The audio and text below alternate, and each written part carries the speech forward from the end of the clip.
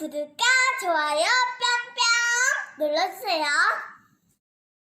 안녕하세요. 고감 꼼꼼쌤입니다. 오늘은 학교에서의 비밀스러운 에피소드들을 살짝 공개해 보려 해요. 교육 현장에서는 선생님들이 겪는 다양한 슬픔과 기쁨이 엮여 있죠. 이런 숨겨진 이야기들에 공감하신다면 댓글로 여러분의 생각을 나눠주세요. 자, 그럼 학교일지 시작합니다. 54번째 분기탱천 사연입니다. 경남의 한 초등학교 A교사는 올해 2차례나 직위해제를 당했다. 5학년 여학생을 성추행했다는 이유에서다. 신고는 자신이 가르치던 학급에 B양이 했다. 새학년이 막 시작된 지난 3월, B양은 A 교사가 친구인 C양을 성추행했다고 주장했다. 첫 번째 직위해제를 당하다 목격자도 없고 피해자도 없었다. 하지만 학생의 진술만으로 A 교사는 아동 성추행범으로 몰렸다. 경찰 조사가 시작됐고 얼마 뒤 사실무근으로 밝혀졌다. 그러자 이번엔 B양의 부모가 나섰다. 자신의 딸이 A 교사로부터 성추행 당했다고 주장하고 학교와 교육청 등에 민원을 제기했다. 경찰이 수사에 착수하고 A 교사는 이 사건으로 직위해제를 당한다. 현행 교육공무원법은 아동 청소년 대상 성범죄 혐의로 수사가 개시되면 해당 교원은 학생 학교와 조속히 분리되도록 직위 해제한다. 아이들과 친해지고 싶었는데 악몽은 그렇게 시작됐다 하지만 결론은 마찬가지. 경찰은 피해 사실을 확인할 수 없다며 혐의 없음 결정을 내린다. 고통스럽고 억울한 시간을 지나 A 교사는 지난 9월 교단에 설 수 있었다. 6월 직위해제된 지 79일 만이다. 두 번째 직위해제를 당하다. 그러나 그것도 잠시.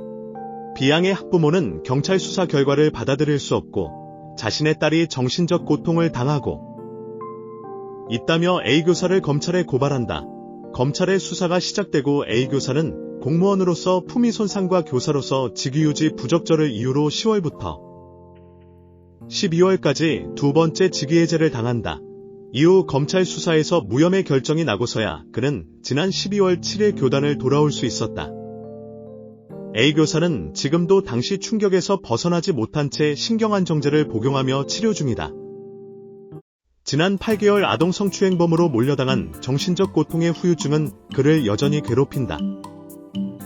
학교 교권보호위원회부터 명예훼손 및 업무방해에 대해 교권 침해를 인정받았지만 학생 심리치료 10시간, 학부모 5교육 4시간이 고작이다. 무고 혐의로 고발하고 싶어 교원노조에 도움을 요청했지만 무혐의 처분받은 것만으로도 다행이라는 답변만 들었다. 아동 성추행범으로 산 1년, 나처럼 억울한 교사 없었으면 합니다. 사건은 신학기가 막 시작된 지난해 3월 하순 일어났다. 평소처럼 수업을 마치고 퇴근하려는 순간 A 교사는 교감으로부터 충격적인 이야기를 전해 들었다.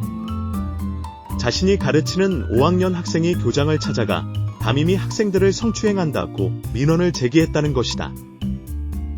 수학 시간에 설명하는 척하면서 여학생들을 뒤에서 껴안고 어깨나 머리를 쓰다듬었다는 주장이다. 학기 초여서 학생들과 속히 친해져야겠다는 마음의 한 행동이 이런 일을 불러올 줄 상상도 못했다. 코로나 예방을 목적으로 책상 앞면과 옆면에 가림판이 설치돼 뒤에서 수학 수식을 설명한 게 오해를 부른 것 같다는 지적에는 아차 싶었다. 그때만 해도 오해가 빚은 해프닝으로 끝나는 줄 알았다. 그로부터 10여일이 지난 4월 초, B양 등이 또 교장실을 찾아갔다. 이번엔 A 교사가 학생들의 가슴 근처와 배를 만지고 허벅지를 쓰다듬었다는 민원을 제기했다. 그러면서 같은 반 C양을 피해자로 지목했다. C양이 싫다는데도 A 교사가 강제추행을 했다는 말도 덧붙였다. 피해자 없는 성추행 경찰 무혐의 결정에 내가 당했다 허위 주장을 펼쳤다. 사건의 심각성을 인식한 학교 측은 이를 교육청에 보고하고 경찰에도 신고가 이뤄졌다. 피해자로 지목된 C양이 그런 일을 당한 사실이 없다고 부인했지만 소용이 없었다. A 교사 역시 결코 그런 행위를 한 바 없다고 해명했으나 받아들여지지 않았다. 정신적 충격에 며칠 병가를 낸 뒤 학교로 돌아온 A 교사는 하는 수 없이 학생들에게 사과했다. 친근하게 다가가려는 마음의 머리나 어깨 부분에 터치가 있었는데 혹시 기분 나빴던 학생이 있었다면? 미안하다라고 말했다. 그러나 비양은 선생님은 여학생들한테만 그러시잖아요. 라며 말이 채 끝나기도 전에 교실 밖으로 뛰쳐나가 버렸다. 쇠뭉치로 뒤통수를 맞은 느낌이 들었다. 이 일이 있고 난 후 학생 몇이서 비양을 찾아갔다. 그리고 너 때문에 담임 선생님이 아프다. 사과해라 라고 요구하는 일이 발생했다. 이 소식을 전해들은 비양의 부모는 화를 내며 A 교사를 아동학대 혐의로 교육청에 신고했다. 곧바로 아동보호전문기관에서 조사를 나왔다. 학생들을 대상으로 전수조사를 했지만 성추행 혐의점은 찾지 못했다. 하지만 학부모는 교육청 학교 찾아다니며 집요한 항의.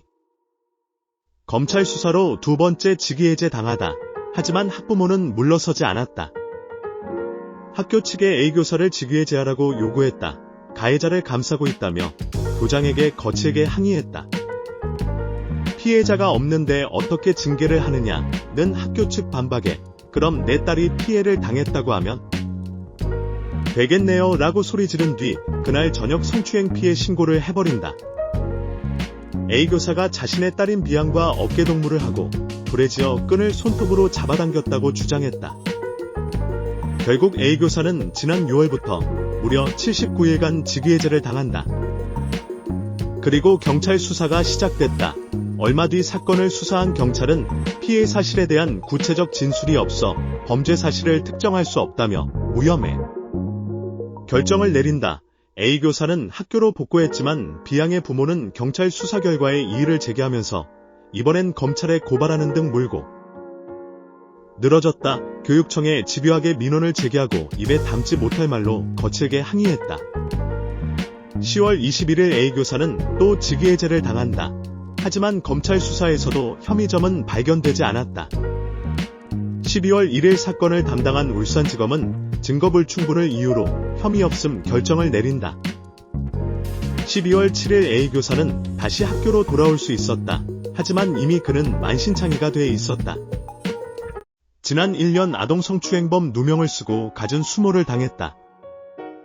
15년 교직 생활에 삶이 송두리째 무너지는 충격을 맛봤다. 자신이 가르치던 제자가 무슨 심경으로 그런 짓을 했는지 생각하면 할수록 어처구니없고 분했다. 그동안 당한 괴롭힘을 생각하면 학생과 학부모 모두를 법정에 세우고 싶은 마음도 크다. 하지만 비양은 촉법 소년이다 보니 형사처벌을 받지 않는다.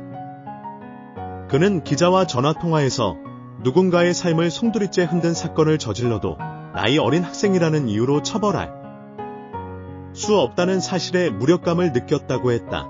학부모를 무고 혐의로 걸고 싶어도 직접적인 증거가 없다 보니 답답할 뿐이다. 주변 동료들은 그에게 참고 넘어가라고 충고 아닌 충고를 한다. 아무리 억울해도 법이 교사를 보호하지 못하니 어쩔 수 없지 않느냐는 말이다. 그는 신경안정제를 먹어야 겨우 잠이 든다. 화병으로 정신과 치료도 받는다. 정말로 분기탱천 사연입니다. 항상 정신건강 바짝바짝 챙기십시오. 여러분의 노고에 진심으로 응원과 감사를 보냅니다. 좋은 사연 있으시면 메일로 언제든 보내주세요. 사연 채택된 분들께 커피 쿠폰 보내드리겠습니다. 54번째 학교일지였습니다. 지금까지 고감 꼼꼼쌤이었습니다. 아디오스. 구독과 좋아요 뿅뿅 눌러주세요.